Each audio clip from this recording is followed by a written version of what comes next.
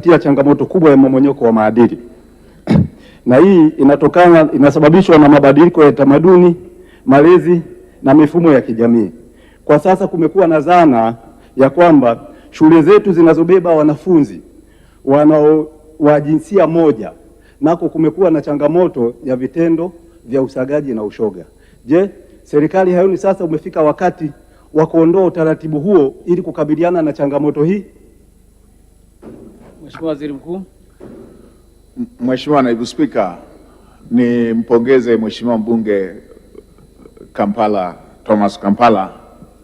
Kweli yeye ni balozi anayechapa kazi kwenye masuala haya yanayohusu maadili, mmomonyoko wa maadili katika jamii yetu. Na Mheshimiwa Spika, jambo hili ambalo Mheshimiwa Kampala ameendelea kulisimamia ni jambo linalogusa kila familia na ni jambo linalogusa nchi yetu.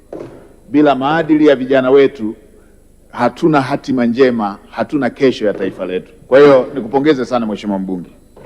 Na kuhusu swali, serikali imeendelea kuweka mkazo, na nimemwona Mheshimiwa Waziri wa Sekta Daktari Dorothy Gwajima pamoja na sekta zingine ambazo wanashirikiana nazo.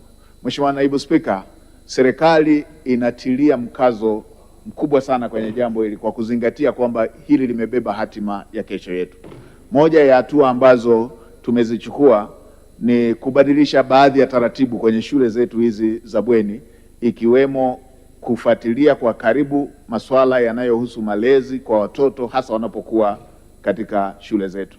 Lakini hivyo hivyo tumeongeza madawati yanayohusu kusimamia masuala haya ya maadili na masuala ya jinsia katika shule zetu zote, ili kuweza kuhakikisha kwamba panapotokea na jambo hili ama panapotokea na uhitaji wa uelimishaji, jambo hilo la uelimishaji liendelee kufanyika. Mheshimiwa Naibu Spika, nilipita shule moja ya private nikakuta wao kwa kukabiliana na jambo hili wameweka utaratibu wa kuweka kamera kwenye mabweni ya wanafunzi, na kwa kuwa mwanasheria mkuu wa serikali yupo, atatusaidia kuangalia kwenye upande wa kisheria kama tunaweza tukaona kuwa huo ndo utaratibu unaofaa, kuweka kamera kwenye makazi, madarasa, mabweni ya wanafunzi ili kuweza kukabiliana na tatizo hili. Mheshimiwa Naibu Spika, nimesema mwanasheria mkuu atatusaidia, lakini ninachotaka kukisisitiza ni kwamba hili tatizo analolisema Mheshimiwa Mbunge ni kubwa, na zamani tulikuwa tukielezewa tu kwamba tumzingatie sana mtoto wa kike kwa sababu yuko hatarini sana, na kampeni hiyo ikawa kubwa sana. Mheshimiwa Naibu Spika, nitumie bunge lako tukufu kuwaomba Watanzania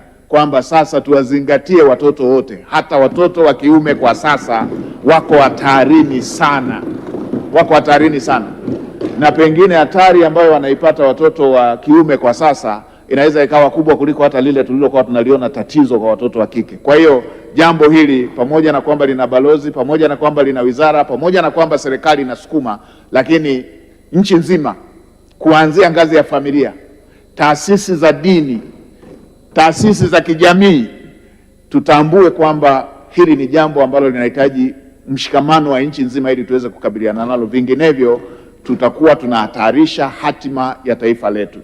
Mheshimiwa Naibu Spika, mimi kama kiongozi wa shughuli za serikali taendelea kufanya uratibu wa sekta hizi zinazohusika pamoja na mwanasheria mkuu wa serikali ili tuweze kuhakikisha ni namna gani tunaongeza kasi ya kukabiliana na mambo ya aina hii, na serikali itaendelea kuchukua hatua kali kwa mambo yote yanayokiuka maadili, tamaduni na mila zetu kama Watanzania. Na Watanzania kwenye mambo haya wala tusione haya, tuna mila zetu, tuna tamaduni zetu, na tuna mambo ambayo ya kisheria tunayoyasimamia, lazima tuyasimamie bila kuona haya ili tuweze kulinda taifa letu na kizazi kijacho.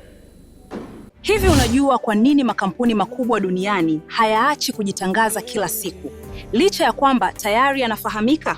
Sasa kama una biashara au kampuni lakini hujitangazi, customers wapya watakujua vipi? Na bila advertising, unategemea kukuza mauzo yako kwa njia gani? Ndio maana Global TV tunakupa nafasi ya kuitangaza biashara yako kwa audience kubwa ndani na nje ya Tanzania kupitia mitandao yetu ya kijamii. Advertising kupitia Global TV inaongeza brand visibility yako, inakufikisha kwa customers wapya na kuongeza nafasi ya bidhaa au huduma zako. Na habari nzuri zaidi, bei zetu za matangazo ni rafiki. Iwe una biashara ndogo, ya kati au kampuni kubwa, kuna nafasi inayoweza kukufaa. Usiache biashara yako isubiri kugunduliwa. Ipe visibility inayostahili. Anza kutangaza nasi. Wasiliana na Global TV leo na tuipeleke brand yako mbali zaidi.